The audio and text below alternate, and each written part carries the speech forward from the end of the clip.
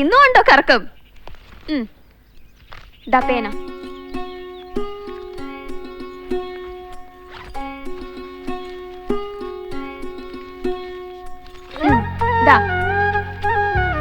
ഇന്നെന്തു പറ്റി ഇത്രയധികം കാശ്? അക്കോമഡേഷൻ എന്നൊക്കെ പറഞ്ഞ് കൊറേ കാശ് ഞാൻ തരാണ്ടിരുന്നിട്ടില്ലേ, അതൊക്കെ ചേർത്താ ഇത്. അതെന്തു പറ്റി, അക്കോമഡേഷൻ ഫ്രീ ആക്കിയോ? അങ്ങനെ തോന്നി.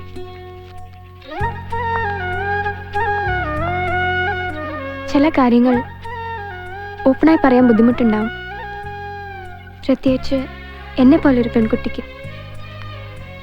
അതൊക്കെ പറയാതെ മനസ്സിലാക്കണമെന്നാ ഞാൻ ആഗ്രഹിക്കണേ.